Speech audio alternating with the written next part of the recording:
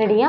Lining blouse stitch பண்ணி போட்டதுக்கப்புறம் நிறைய பேருக்கு லைனிங் வெளியே வர மாதிரி ப்ராப்ளம் இருக்கும். எக்ஸாம்பிள் இந்த ஸ்லீவ்ஸ் கிட்ட பேக் சைடு அந்த மாதிரிலாம் நம்ம இருந்ததுன்னா இந்த மாதிரி ஸ்டிச் பண்ணிங்கன்னா உங்களுக்கு கண்டிப்பாக இந்த லைனிங் வெளியே வர ப்ராப்ளம் இருக்காது. ஃபர்ஸ்ட் நான் என்னோட மார்ஜின் மார்க் பண்ணிக்கிறேன். என்னோட ஸ்லீவ்ஸ்லேருந்து என்னோட 1/2 இன்ச் எனக்கு. நீங்கள் 1/2 இன்ச் தான் வைக்கணும்னு இல்லை, நீங்கள் எவ்வளோ வைப்பீங்களோ வச்சுக்கோங்க.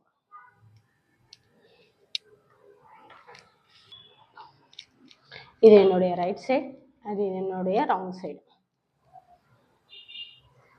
ரைட் சைடுக்கு மேலே தான் நம்ம வச்சு எப்போவுமே ஸ்டிச் பண்ணி திருப்புவோம்.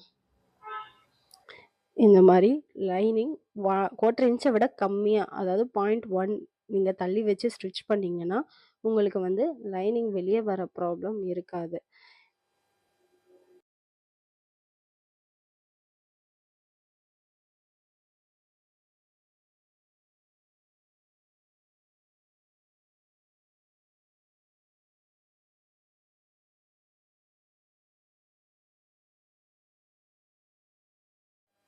பார்த்தீங்கன்னா இதோட ஃபினிஷிங் எவ்வளோ நீட்டாக வந்திருக்குன்னு உங்களுக்கு தெரியும்.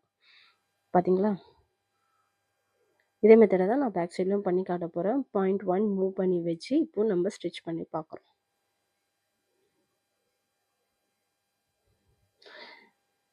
இது உங்களுக்கு ஃபஸ்ட் டைம் மட்டும் இல்லை, நீங்கள் எத்தனை தடவை வாஷ் பண்ணி போட்டாலுமே இந்த லைனிங் வெளியே வர ப்ராப்ளம் வந்து நமக்கு இருக்காது.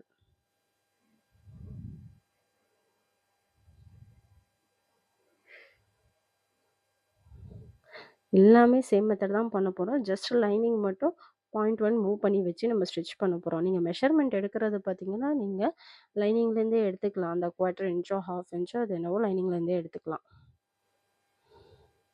0.1 தான் மூவ் பண்ண போகிறோம். இது பார்த்தீங்கன்னா உங்கள் ஃபினிஷிங் எவ்வளோ நல்லா வந்திருக்குன்னு தெரியும். தேங்க்யூ.